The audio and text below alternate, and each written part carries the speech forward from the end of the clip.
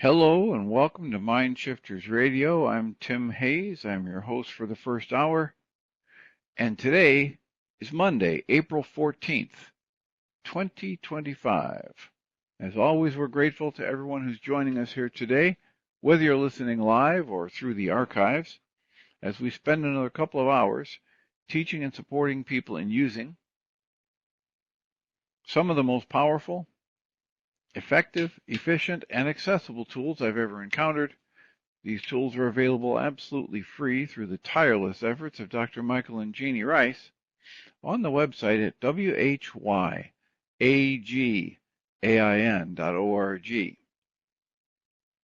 If you go to that website and click on the two words that say Start Here in the upper left-hand corner, it will take you to a page where you can download and read Chapter 24 of Dr. Michael Ryce's book. His book is titled, Why Is This Happening to Me Again? And that chapter of the book contains a narrative description and explanation of the primary tool in this work.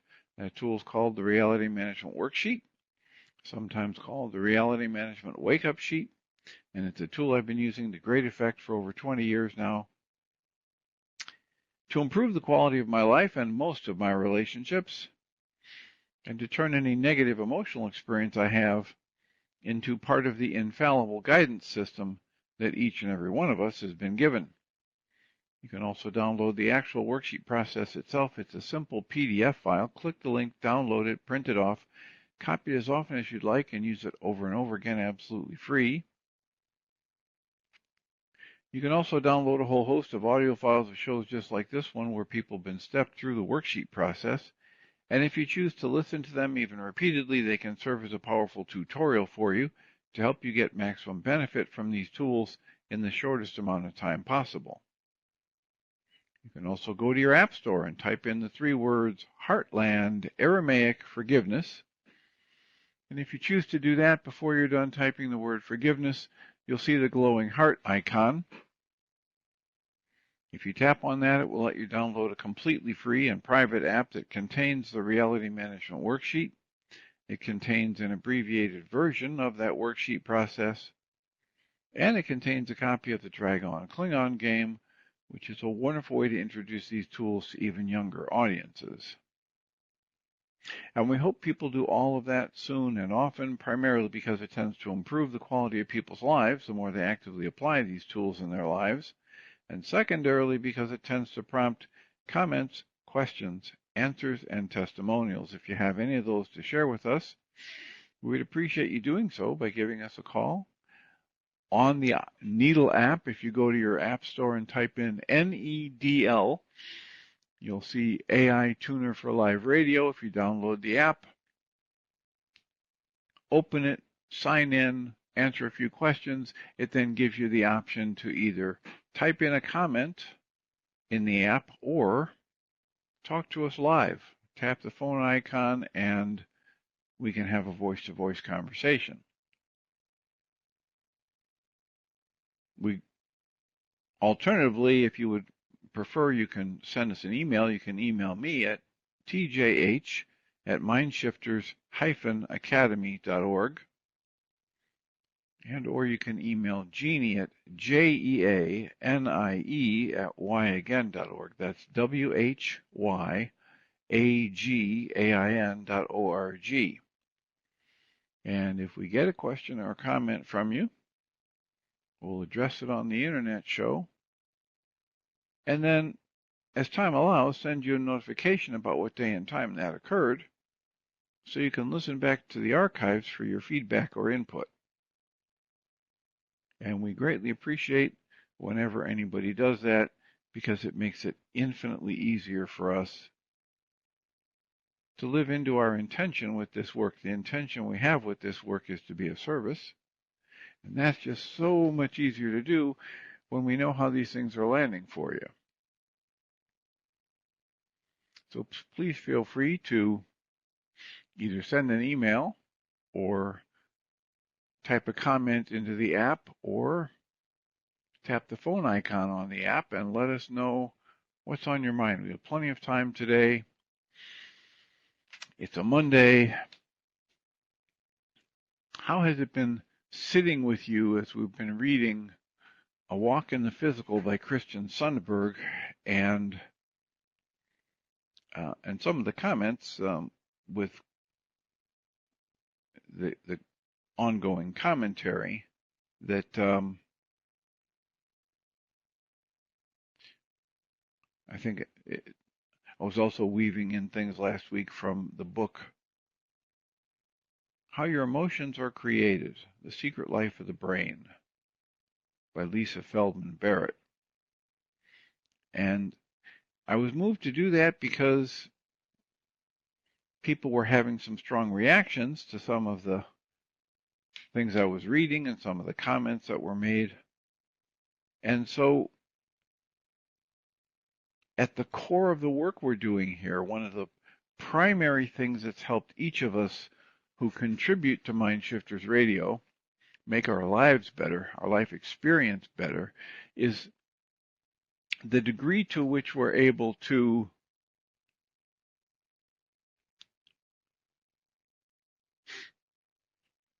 I have to pause in my thoughts for a minute because I realized I didn't set my phone to do not disturb. And when that happens, we end up with complicating factors for the Needle app. And so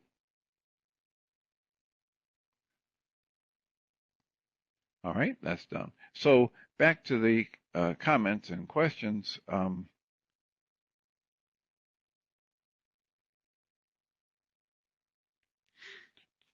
The degree to which I can approximate 100% responsibility for every emotion I experience, that's the degree to which I'm likely to start seeing significant improvements in my life experience. And so I think anybody who taps into Dr. Michael Ryce's work has a leg up on a lot of people, not everybody, but a lot of people, because a lot of people who have really deep, profound spiritual teachings or psychological self-help stuff or deep understanding, they understand a little bit about how these things work or a lot about how they work, but very few of them have the very practical step-by-step tool, and I should say tools and techniques that Dr. Michael and Jeannie Ryce offer.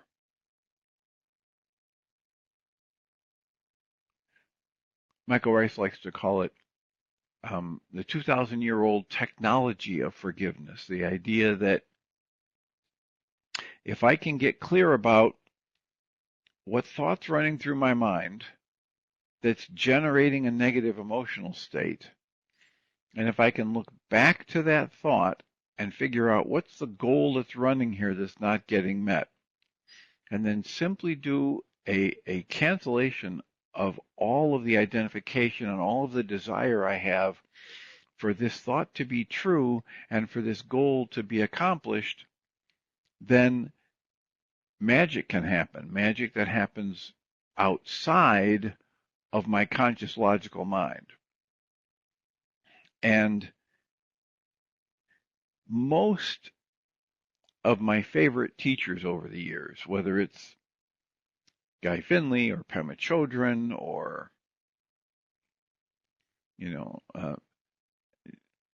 J.M. with the Way of Mastery. Way of Mastery is a tool by itself. A Course in Miracles. Most of those teachers and schools of thought that I've ever encountered are lacking the specific practical tool of the reality management worksheet and tools like the 3 early memories of conflict, or tools like the mind goal management sheet, or tools like the codependence to interdependence worksheet. And when I apply these tools actively in my life gets better. And just this morning, I did a series of 5 worksheets triggered by just sitting at the breakfast table and having a thought come up and then having me have the echo of anger that was generated by that thought sometime, not quite a year ago. And so we're coming up on the anniversary of this thing that happened and that, my mind wants me to believe I'm upset about. And I had the thought again and I felt the emotion come up and I go, oh, I've done a lot of worksheets on this already, but here it is again. And so from worksheet to worksheet, I went from a level of about 8 out of 10 upset down to a level 2. And my last worksheet had as a goal at the end, the loving goal was I'm going to do one more worksheet on the specific thought and flavor of emotion that came up during that release. And part of the blending of the kind of work that we're doing here by reading these various books with commentary, it blended beautifully for me today, because when I was doing the worksheet and I canceled the thought and canceled the goal and do what I call the forgiveness pattern, it's a little meditation where I put my hand over my heart space and I ask to be shown the hidden part of my own mind, and I consciously cancel my need to be right. I cancel any thoughts I have about my need for anyone or anything to change. And I ask to be shown the hidden part of my own mind that's actually generating this upset. And as I was breathing into that, I realized, oh my goodness, there really aren't that many people on the planet who could give me a rationale for generating this much upset other than the person that I'm thinking about at this time. And so it's exactly like what Christian Sundberg is talking about in the book A Walk in the Physical. This constraint set, this set of internal dynamics that I create because of how I think this particular person should act, because of how much time, intelligence, money, and energy I have poured into this relationship over my life, ever since I was 3 years old with this person. This particular set of investments that I have, wanting things to be different. There are very few people on the planet for which I would construct that level of intense response. And so this is the perfect place for me to stretch myself to choose a loving thought slash response, loving thought, loving words, loving actions, because it's going to be one of the most challenging places in my life today. And if anything about what we're reading from Christian Sundberg is valuable, that's exactly what we're all here to do. We're here to grow in our capacity to choose a loving pattern of thoughts, words, and responses in increasingly difficult, what Christian Sundberg calls constraint sets, increasingly difficult life circumstances, increasingly difficult dynamics within my own mind. And unless I can cancel my need to be right, unless I practice stepping back away from my identification with the idea that if I'm thinking it and if it's based on my life experiences, then I must be right and this life experience and this other person must be wrong. It's settled, so why argue? If I hold that position, I'm about as stuck as a person on death row in Texas. I'm not getting out. But as soon as I cancel my need to be right, I cancel my need for anyone or anything to change, including myself, and I ask to be shown a different way to look at the current situation, or I ask to be shown a different part of my own mind, the material, the value, the identification that's loaded into a particular part of my own mind. As soon as I do that, and I'm willing to integrate it, I'm willing to see what it has to offer me, I'm willing to allow the awareness that I'm the one creating this upset. Then I open up the possibility for relief, for healing, for compassion, for awareness of my true nature as love, for awareness that the true nature as love of the other person I'm dealing with either is shining right through and I can't see it, or it's being temporarily blocked because they've temporarily forgotten or they've yet to discover their true nature as a being of brilliance and light, their true nature as the extension of love in form. So, just a little update, just a little recommendation for anybody who's experiencing any kind of a negative emotion that you might want to pick up the reality management worksheet. What I did this morning was I simply opened up the app on my smartphone and stepped through the worksheet process. And at the end of each worksheet process, I was able to send myself an email copy of the worksheets that I had done. And so apparently there were 5 different worksheets that I did this morning. And so I have tremendous gratitude for Jeannie Ryce and all the time, intelligence, money, and energy she put in creating this app, which, although it doesn't always work flawlessly, when it works, it's a blessing for me. I don't need to, especially in the middle of the night, I don't need to get up and get paper and pen. And most of us these days have our smartphone with us wherever we go. So I am working to turn on the call for Celinda. Are you there? Yes. Hello, Dr. Tim. Good morning. Good morning. I was just reflecting on your comments about the forgiveness worksheet.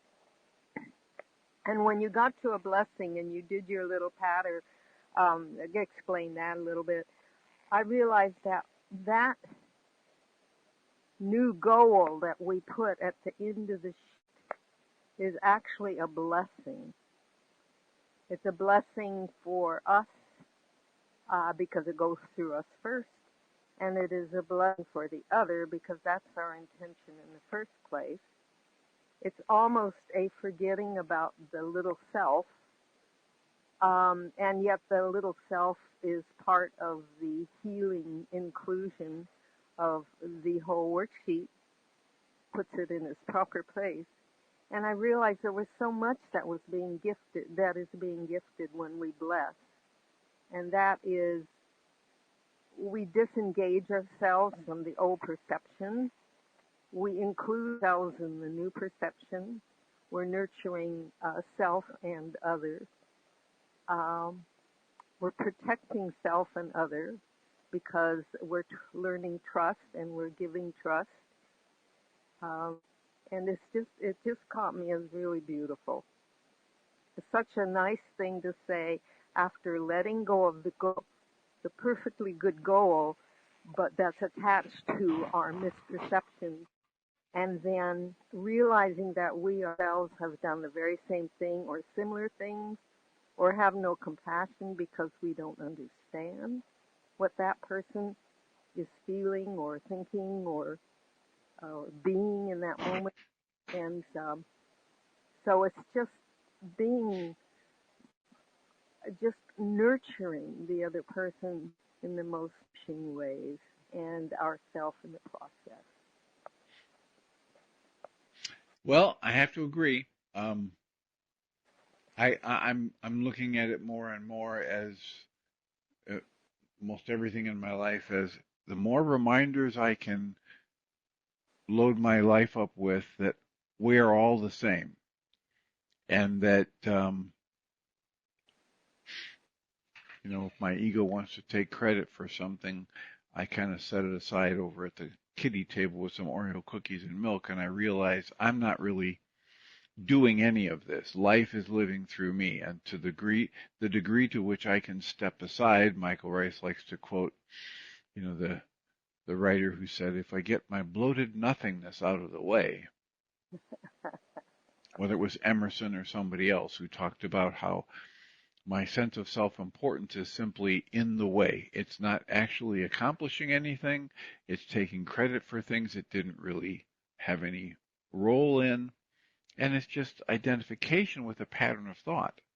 But the thought is not the thing, and none of that's helping me live a life that's connected lovingly to everyone and everything around me.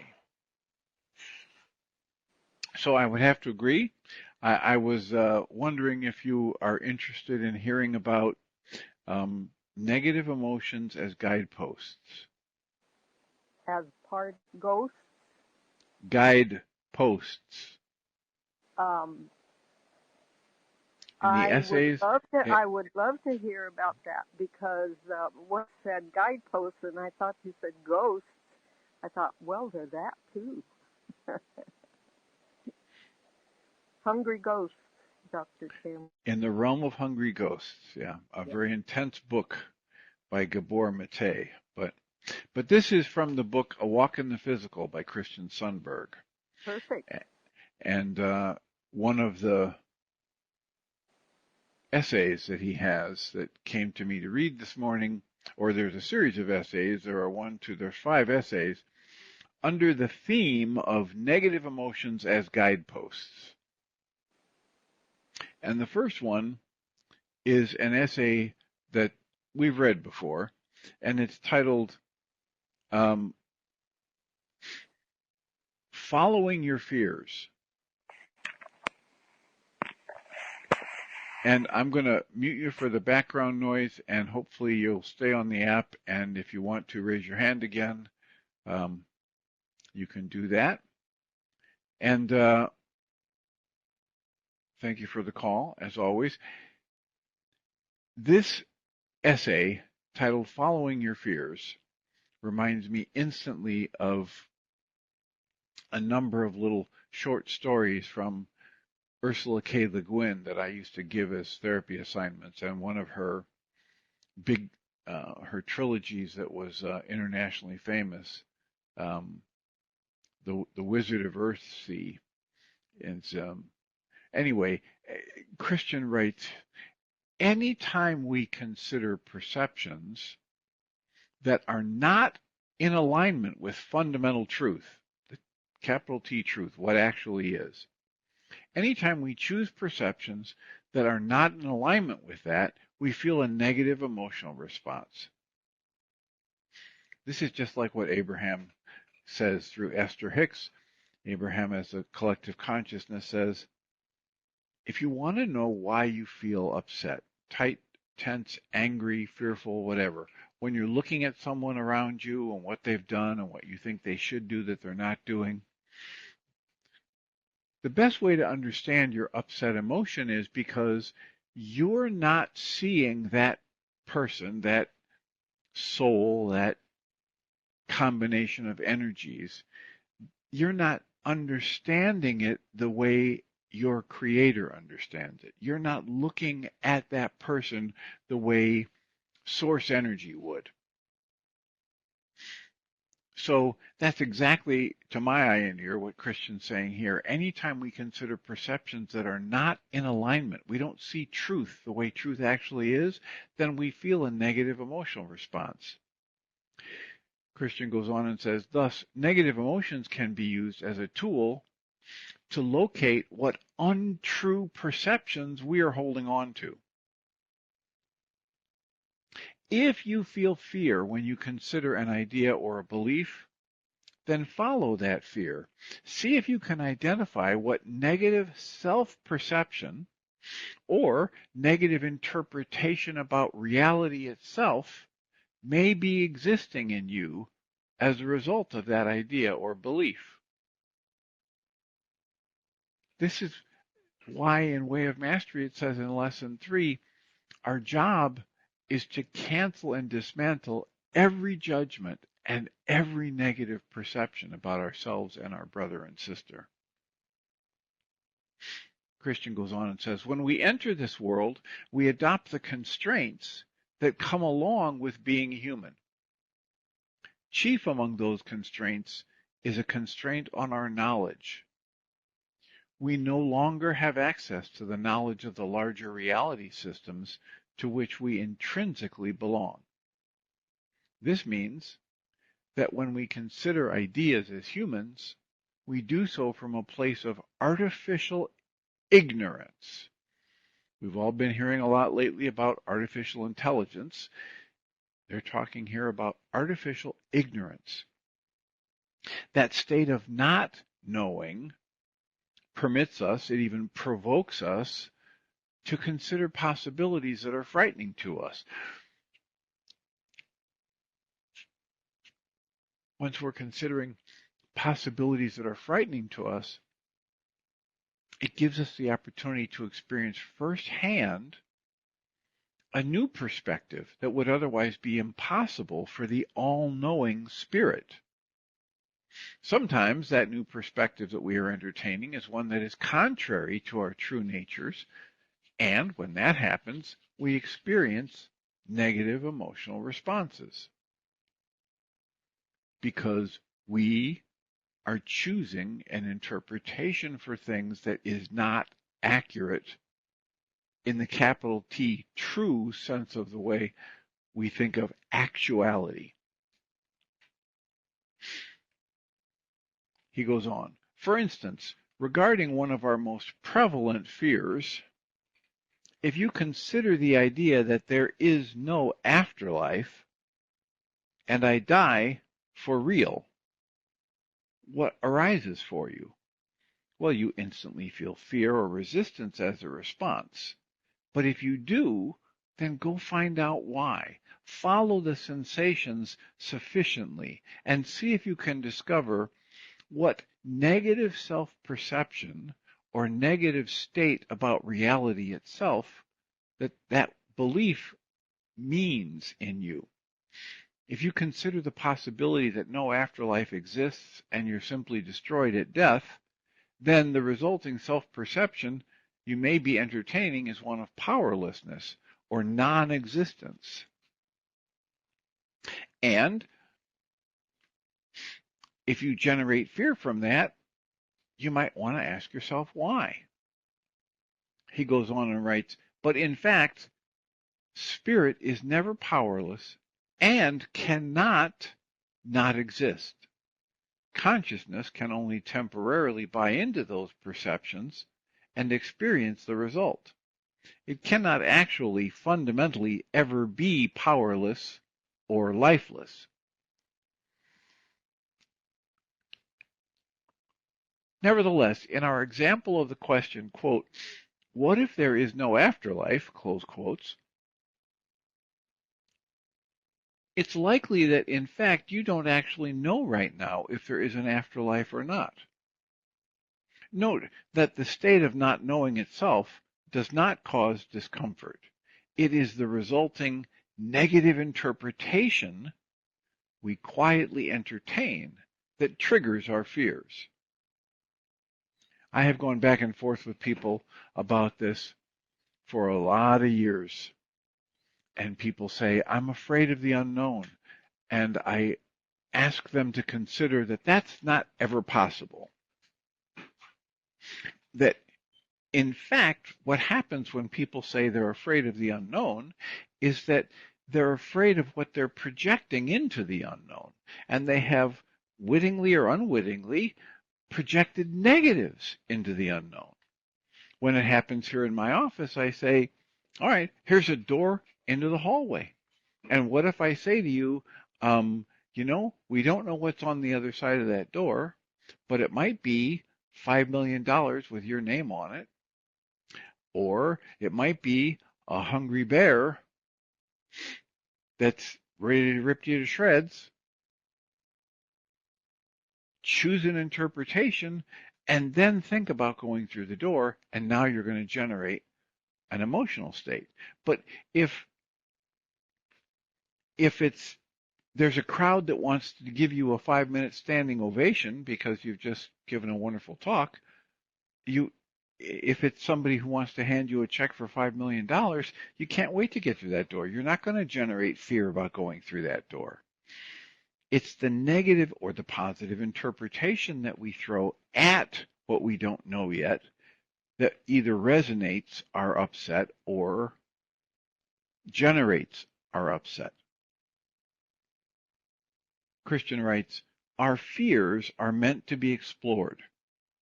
No matter how deep they go, the sensations that come with them cannot harm us. In fact, those negative sensations are valuable guideposts that lead us to discover the untrue perceptions that we have adopted during our human experience. Now, just consider how old you were the first time somebody introduced you to or asked you to seriously consider that every negative emotion you experience is a guidepost to your false perception. For me, it was about 20, maybe at the most 25 years ago. I've had hints at it prior to that, maybe going back 40 years, but at least the first 10 to 15 years of my doing therapy, which included training in a bachelor's program and lots of working in the field and lots of state-sponsored training for people who work in jails and juvenile halls and psychiatric hospitals. All of my training was about what do you do when this person makes you angry?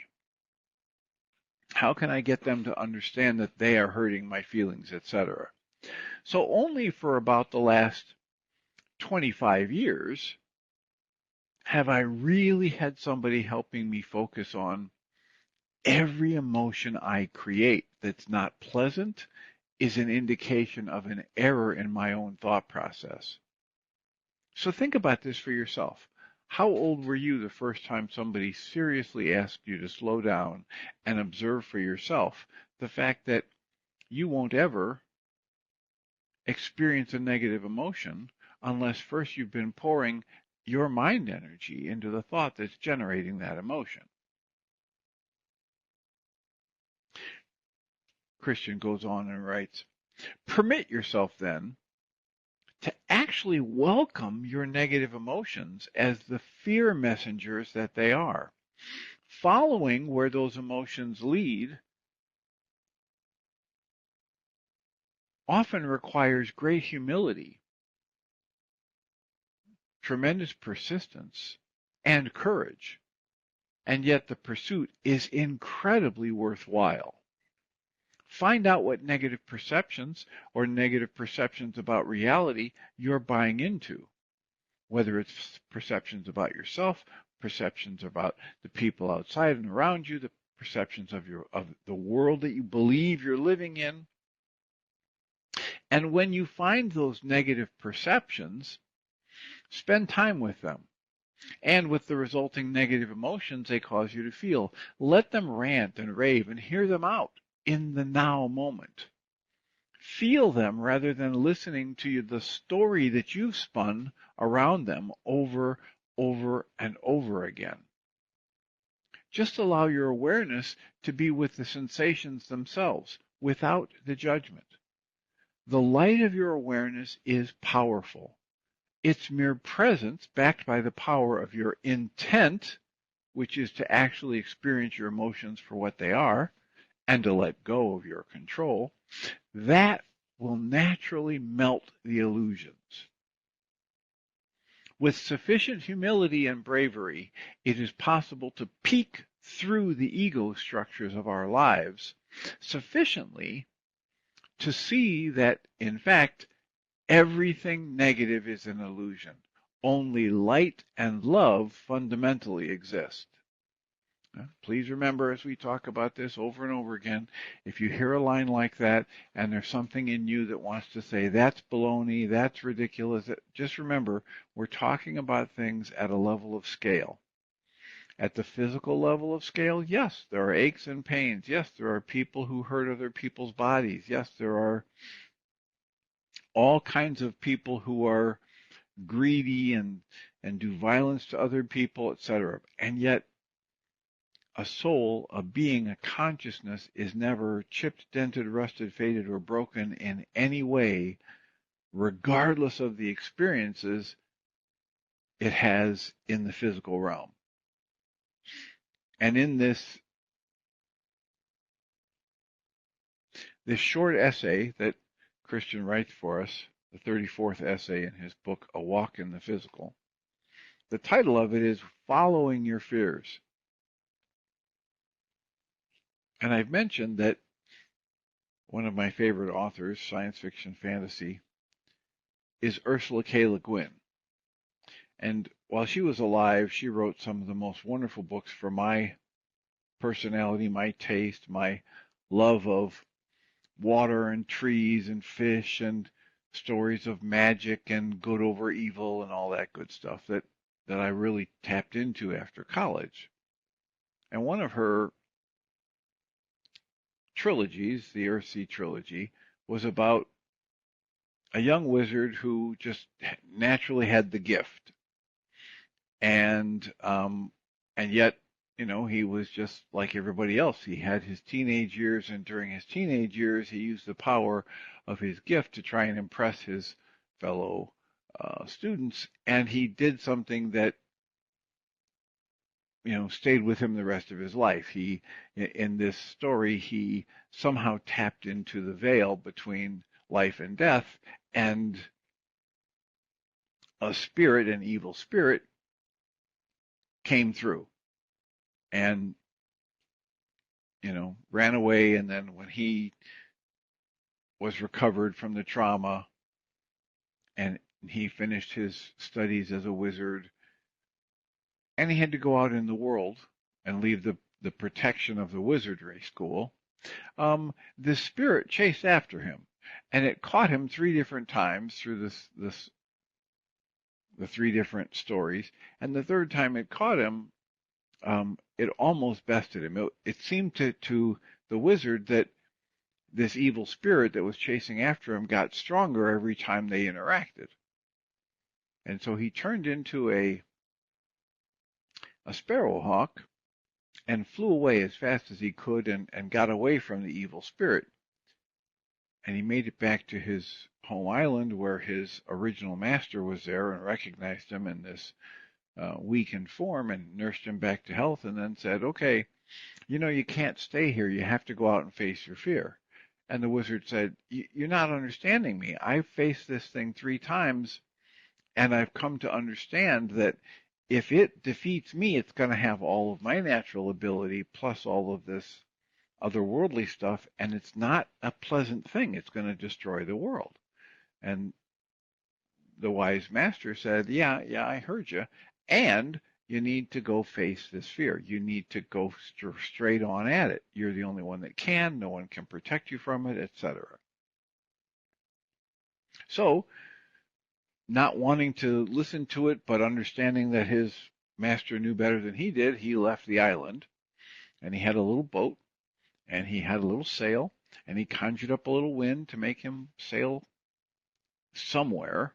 And it wasn't too long before he was sailing away from the protection of the island that here comes the evil spirit across the water. And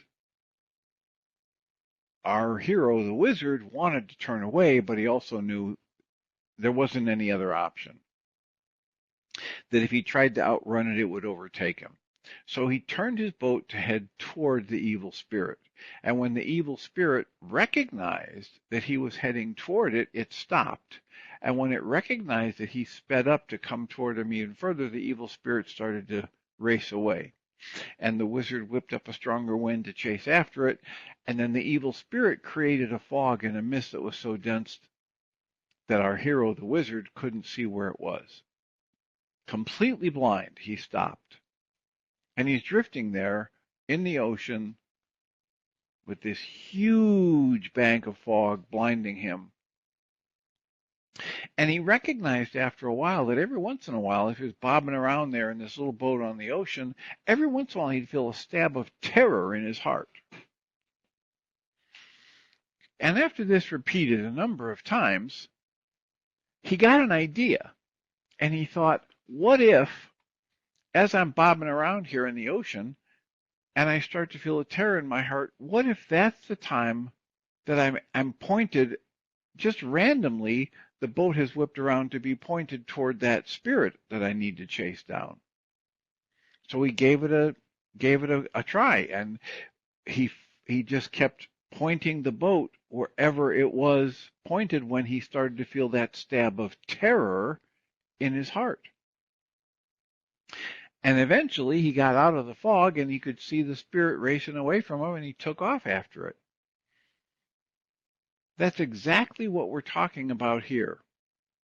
When you have a negative emotional state, you can learn to use it as a guidepost for your life. Your negative emotional states are actually 100% self-created.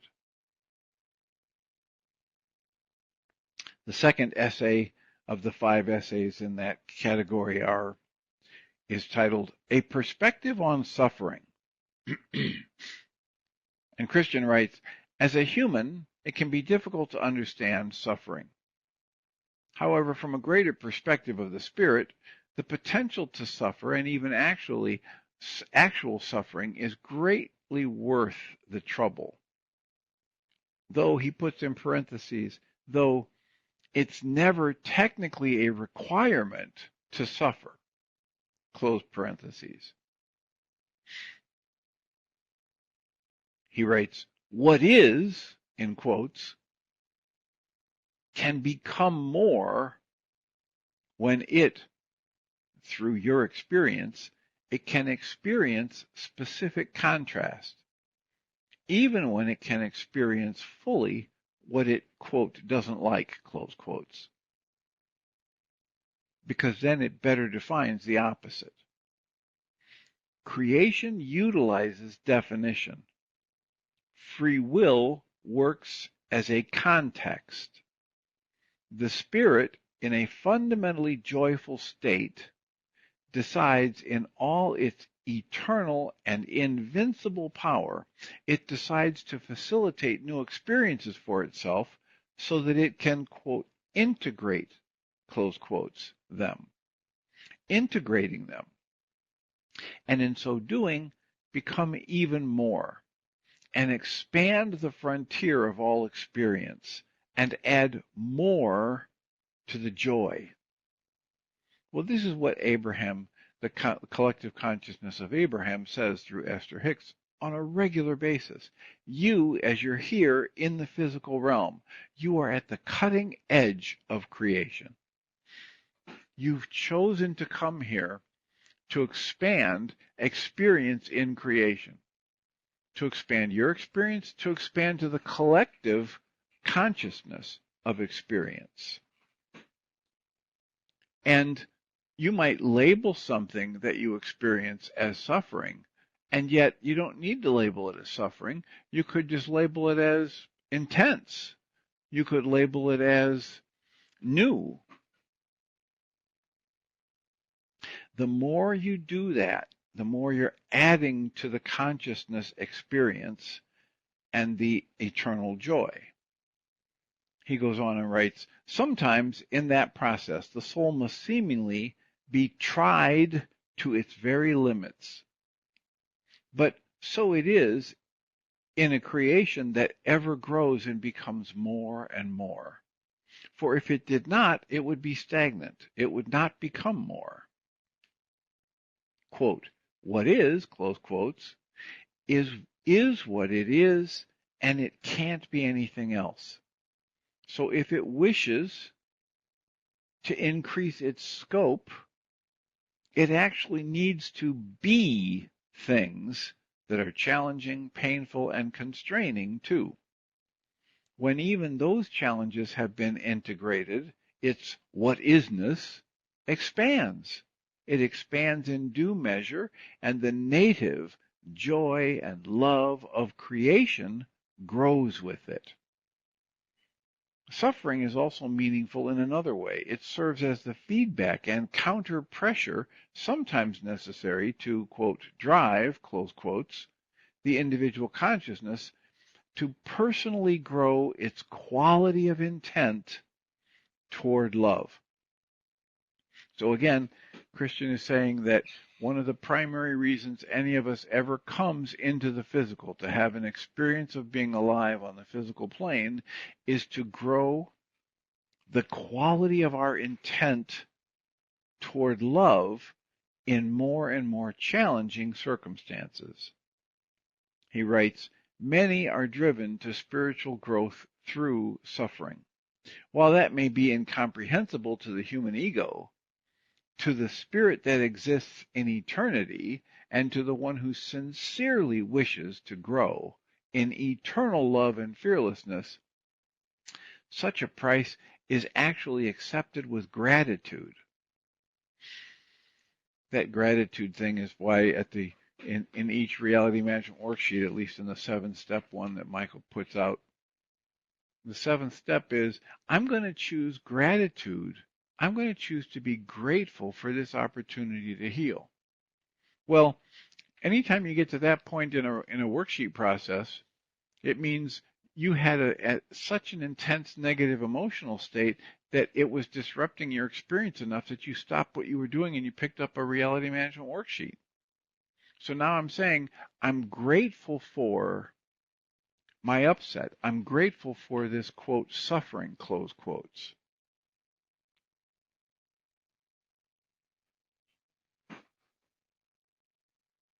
Christian goes on in the last paragraph in that essay and says, there will come a time someday when you will be able to look back at your own suffering and see its greater context. Until then, let yourself feel what you feel and let go of your judgments about it. Take heart, for your true nature always remains unharmed and invincible, no matter how much pain your local body may feel, or how dark your human life may seem. The source of all creation is always, always with you. Be bountiful and bountifully hopeful in your true invincible nature and in your inseverable unity with Source, for there is always hope available through what you actually are beneath this convincing physical experience. Your true nature is love. You've only temporarily forgotten it. You've only temporarily agreed to an amnesia that hides from you your true nature, your invincible, all-powerful nature and connection to that which is all-powerful. And the archaic meaning of the word, of the phrase, to suffer is not to endure great pain, but to allow. Right? To accept, allow, and surrender to something rather than fighting to change it.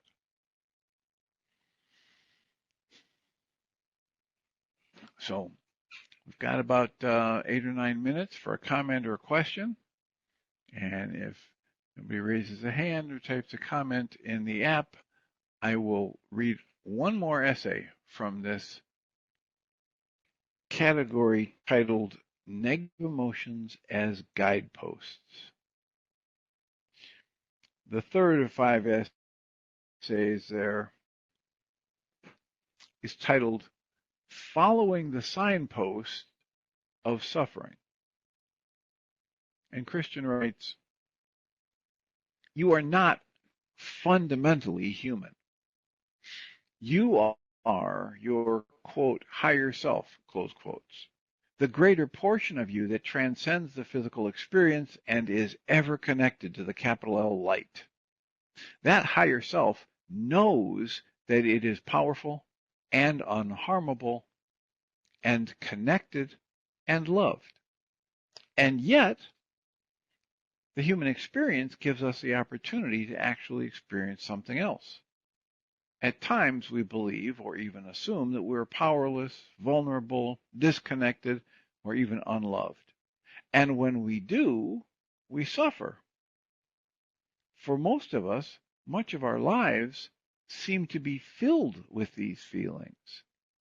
We suffer precisely because these self-perceptions, in parentheses he writes, perceiving one's self to be powerless, vulnerable, disconnected, or unloved. These perceptions are not in alignment with the more fundamental truths of our nature, of our greater nature. We suffer when we buy into a perception that is not in alignment with the greater truth. The higher self can't be or isn't powerless. It is a powerful part of all creation. So when we adopt a self-perception of powerlessness, we suffer. The higher self can't be and therefore isn't vulnerable. It is unharmable and eternal. It is perfectly safe in every moment. The higher self can't be and isn't disconnected. Is always a part of what gave rise to it. So when we adopt a self-perception of loneliness or distance, again we suffer. The higher self can't be and isn't unloved. It is profoundly appreciated, celebrated, and adored. So when we adopt a self-perception of shame or worthlessness, again we suffer. Disconnectedness or suffering is a signpost to point towards the inaccurate self-perception we believe our circumstances are providing us. And yet the circumstances themselves do not automatically convey anything. This is that idea of all events are neutral. And yet my thoughts about those events are not neutral. No matter how rigorous or painful these outside events may seem, they're neutral. They only give the experience of the opportunity to place a meaning upon them, including one that is not in alignment with the more enduring capital T truth. When you suffer, then choose to follow the signpost. What negative self-perception are you buying into? What circumstance of your life do you think is, quote, proving, close quotes, to you that negative self-perception is true? What fear are you working to avoid? See if you can allow yourself to completely let go of all your stories, completely let go of all the meaning you're placing on the circumstance or sensation, and completely let go of all the self-perception, quote, buy-ins, close quotes, that you are currently entertaining. Beneath all of that, you're still you, the real you. You are powerful, you are safe, you are connected, and you are always deeply and overwhelmingly cherished and appreciated. If you can follow the signposts bravely enough, they're pointing out your own negative self-perceptions and fears, so by fully encountering them and seeing them for what they are, you can truly step past them and find your way back toward the awareness of your true nature, what you actually are.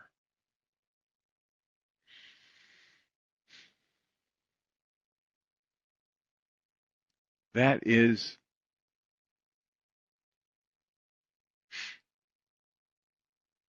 all we'll read for today. That was the fourth of the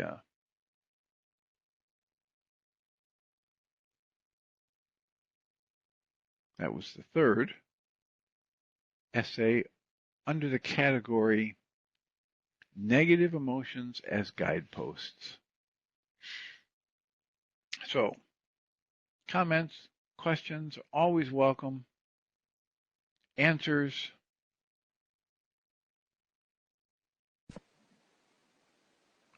So Linda, I heard a click. Are you there? Yes, I am. Can you hear me? Yes. Oh, perfect. Um, I just had one other thought I wanted to share with you, and I really appreciate what you read because all of those repetitions, all of those reminders are so helpful. I woke up this morning and I was kind of in a semi-meditative, semi-waking up state, and I had this perception in my brain of myself being guided to a closet or a storage room, and the door was unlocked, and I got to open it up. And there were all kinds of things in it, kind of covered up and stuff, and it was really dusty and dark, and I didn't really want to go in there. And at the same time, there was a part of me that said, "Oh, I'm willing to go in there." And I just thought I'd share that because that seems to be where I am right now. That I am focused on the willingness to be willing and fill in the blank after that, and asking to be shown and just quietly waiting. And I am being shown. All right.